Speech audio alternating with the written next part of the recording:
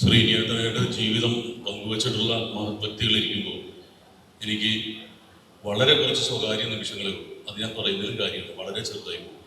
ഞാൻ നന്ദി പറയാൻ ഉപയോഗിക്കുകയാണ് ഈ ഒരു സന്ദർഭം. മറ്റൊന്നുമല്ല, ഒരുപാട് മരണയാത്രയിൽ പങ്കെടുത്തിട്ടുള്ള ഒരാളാണ് ഞാൻ.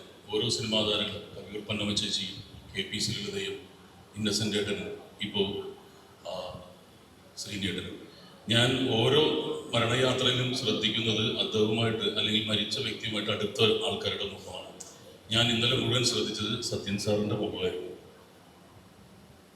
അദ്ദേഹത്തിൻ്റെ ജീവിതത്തിൽ എന്തൊരു ശൂന്യതയായിരിക്കും, അദ്ദേഹത്തിൻ്റെ സിനിമയിൽ എന്തൊരു ശൂന്യതയായിരിക്കും എന്ന് ഞാൻ ആലോചിക്കുന്നത്. ഞാനൊക്കെ തമാശകൾ കണ്ടുപിടിച്ചത് സത്യനന്ദിഗഡ് സാറിൻ്റെ സിനിമകളിൽ നിന്നും. മനുഷ്യരൂപങ്ങളായിരുന്നു, സിനിമാ താരങ്ങളല്ലേ. ആ താരങ്ങളൊന്നുമില്ല ഇപ്പോൾ. ഞാൻ അതുകൊണ്ട് ഇപ്പോഴും ശ്രദ്ധിക്കുന്നത് അദ്ദേഹത്തിൻ്റെ മുഖം തന്നെയാണ്. ആ ശൂന്യത നമുക്ക് കാണാം.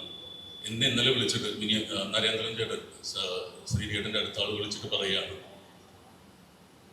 നിങ്ങൾ തന്നെ തീരുമാനിക്കുന്നു പറഞ്ഞ്. പെട്ടെന്ന് ഒരു സിനിമാ താരം ഒരിക്കലും മരിക്കില്ലെന്നാണ് വിചാരിക്കുന്നത്. നിങ്ങൾ തന്നെ കാര്യങ്ങൾ തീരുമാനിക്കുന്നു പറഞ്ഞ് ഞാനിവിടെ എത്തിയപ്പോഴേക്കും എനിക്ക് ഹൃദയം നിറഞ്ഞ് നന്ദി പറയേണ്ടത് ഫെഫ് കൈയാണ്. കാരണം ഞാൻ കണ്ട എല്ലാ മരണത്തിലും നിങ്ങളുടെ സാന്നിധ്യം അതൊരു പുണ്യമാണ്.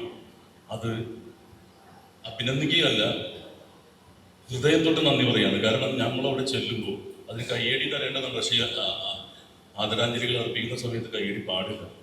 കാരണം ഓരോ മരണങ്ങളിലും ഫെഫ്കയുടെ മെമ്പറാണോ എന്ന് നോക്കാതെ ഈ സോഹനും അനിൽ തോമസിൻ്റെയും മനോജിൻ്റെയും ഒരുപാട് പേരുണ്ട്. ഫെഫ്കയുടെ ഈ ഇരിക്കുന്ന എൻ്റെ അടുത്ത് സോഹം പറഞ്ഞൊരു കാര്യമുണ്ട്, ഞങ്ങൾ തൊഴിലാളികളാണ്, ഞങ്ങൾക്ക് മഴയും വെയിലും കുഴപ്പമില്ല, മേക്കപ്പ് ഇടാണ്ട് ജീവിക്കുന്നവരാണ്. അതിന് ഹൃദയം തൊട്ട്. കാരണം മരിക്കാൻ ഇനി പേടിയില്ല. നിങ്ങളുണ്ടോ?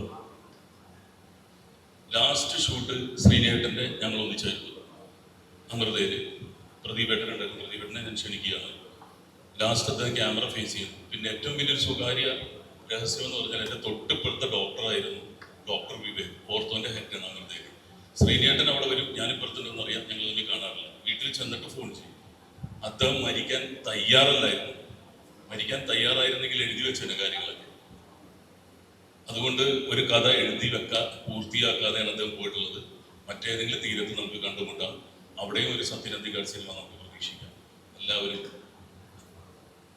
ഇവിടെ ഇരിക്കുന്ന എല്ലാവരും ശ്രീനിയേട്ടനായിട്ട് ആത്മബന്ധമുള്ളവർ, ക്യാമറയുടെ മുന്നിൽ ഇരിക്കാൻ വന്നവരല്ല. എല്ലാ രക്ത ബന്ധുക്കൾക്കും ഞാൻ നന്ദി അർപ്പിക്കുന്നു.